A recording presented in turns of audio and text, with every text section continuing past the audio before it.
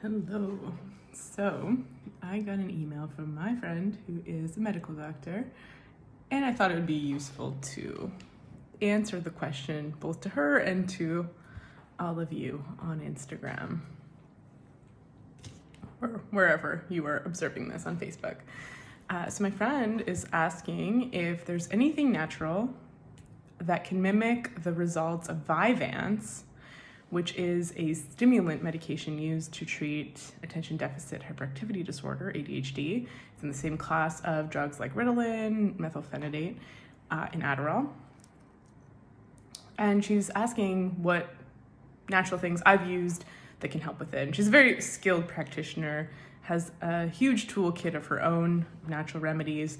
But this is what I'm going to answer.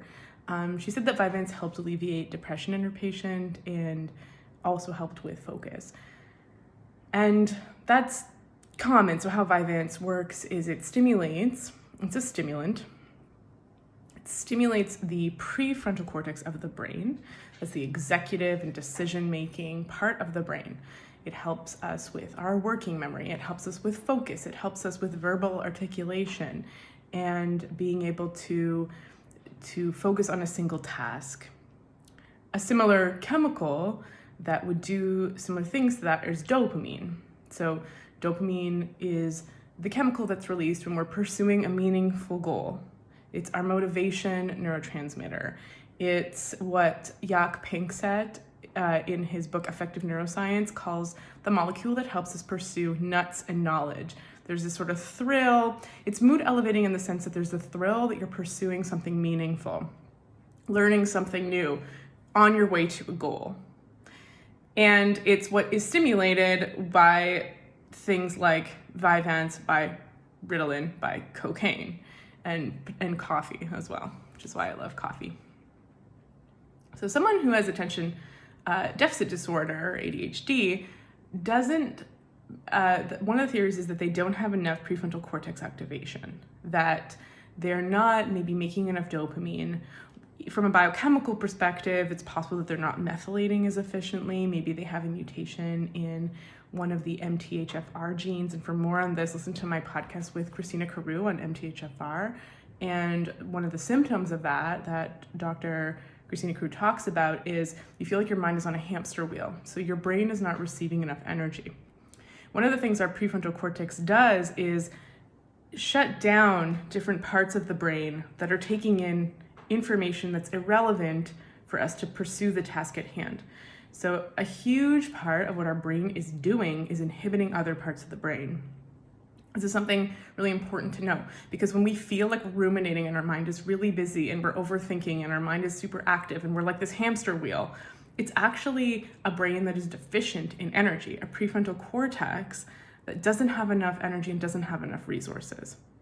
So is there, to answer the question, is there a natural remedy that can replace Vyvanse?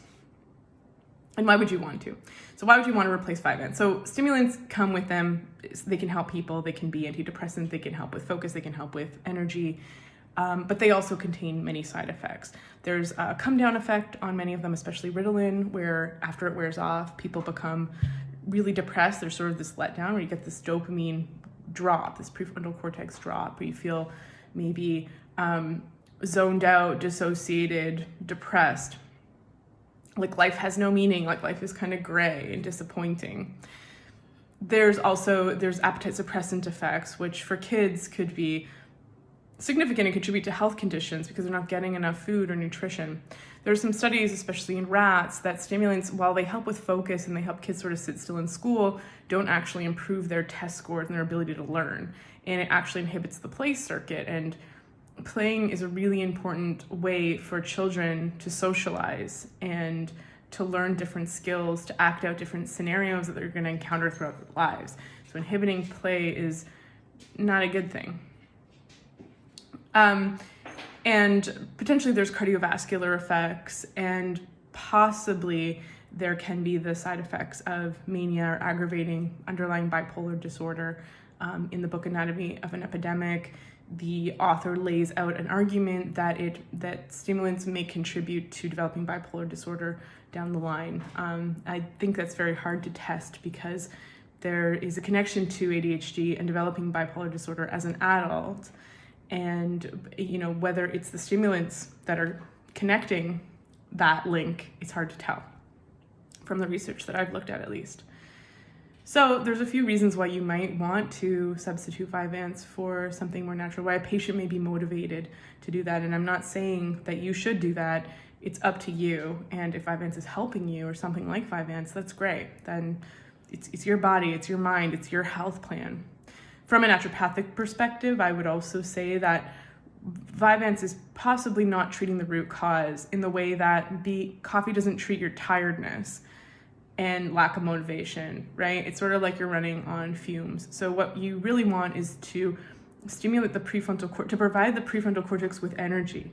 If we can find the root cause for why the prefrontal cortex doesn't have enough energy, that's really helpful. So if it's an issue with methylation, supplementing vitamins like B12 and folate that can help replenish that wheel that keeps the brain energized.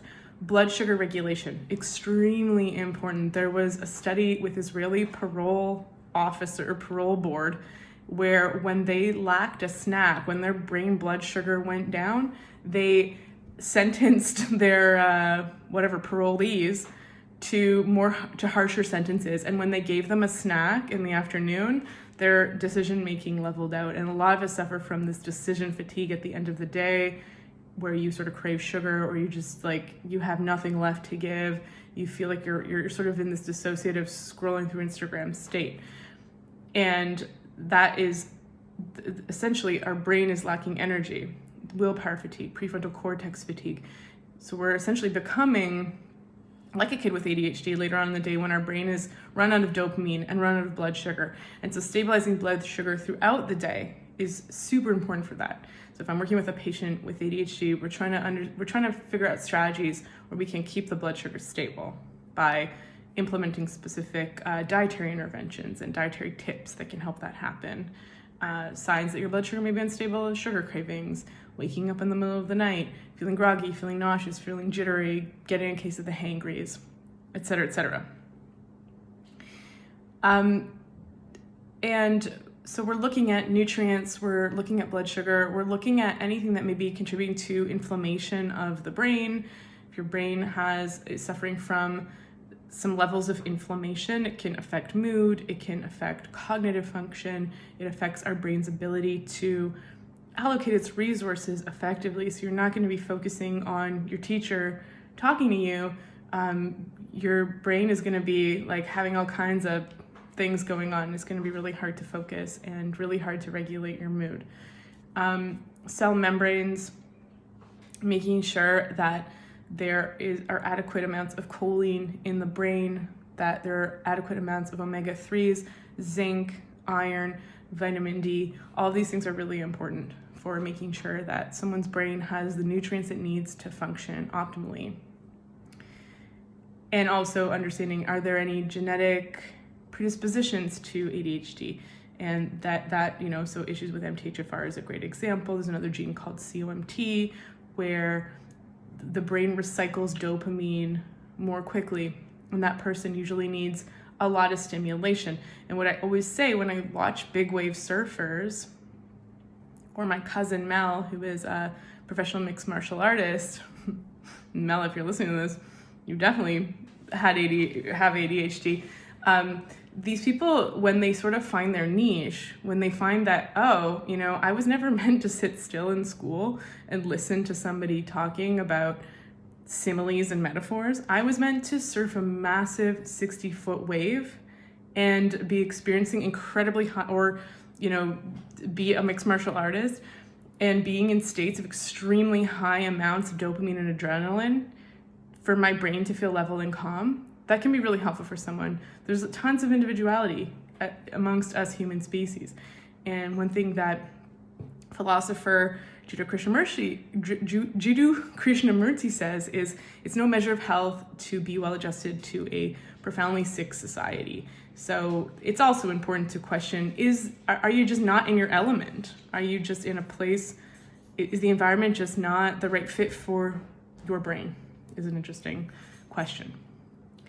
But when it comes to so as an ND, we're working with a hierarchy. We're trying to understand, like, what's the root cause? Why are you experiencing these symptoms? Are those symptoms ADHD? It's called ADHD, but 10 patients with the same diagnosis could be experiencing it in profoundly different ways. And it's my job to understand, in what way are you experiencing it? What's your own personal flavor of ADHD? And how is that going to help us understand what's going on below the hood, below the surface of your symptoms? All right, so to answer my friend's question, what could replace Vyvanse? So essentially, like, what's the one-to-one replacement? I would probably point her in the direction of herbal medicine, because herbs, in my opinion, cover the most amount of territory. A supplement like a B vitamin is going to be used by the body to do what the body needs to do, to establish baseline functioning. And then when you start giving a higher, more therapeutic dose of the supplement, sort of in the style of orthomolecular medicine, you can potentially push a biochemical pathway. So if you're feeding a lot of the initial ingredient of a certain biochemical pathway of the body, you can start to influence potentially how the body's working. But herbs contain a lot of different things. Herbs contain a lot of different chemical components, they contain nutrients, and they seem to contain substances, many herbs, that have these, first of all, that stimulate our body to heal through a process called hormetic properties. Hormesis is when a small stressor is applied to your body that stimulates your body to heal itself. This is a real thing. This is the basis of homeopathy, which has received a lot of criticism, but it's a real thing, and it's how fasting works, it's how exercise works, it's how sauna works, it's how cold therapy works, it's how hypoxia and all these practices that you've heard of work, and it's a big part of how plants help us heal, is that their flavonoids stimulate hormetic properties. So they can stimulate brain antioxidant production, they can clear out free radicals, and potentially can stimulate the prefrontal cortex. Plants also have hormonal modulating properties, and many of them contain certain biochemical properties, so that some of them look like neurotransmitters. Like a good example is albizia contains acetylcholine. And so there are plants like rhodiola and bacopa that can stimulate dopamine and that can stimulate the prefrontal cortex, and also can modulate hormones like cortisol that helps with focus and attention and motivation. But probably my advice for my friend would be a medicinal mushroom called Hericium or lion's mane, which can stimulate the brain to focus, and can also, so it has a few properties. It has some hormetic properties to get the immune system to activate, some beta glucans that most medicinal mushrooms have, but it also helps with stimulating a compound in the brain called brain-derived neurotropic factor, which is what's involved in learning and memory and cognition. Brain-derived neurotropic factor is sort of like our brain's Miracle-Gro. So it helps us with learning and focus and memory, and that does stimulate our mood. So, the more you know. Have a good day.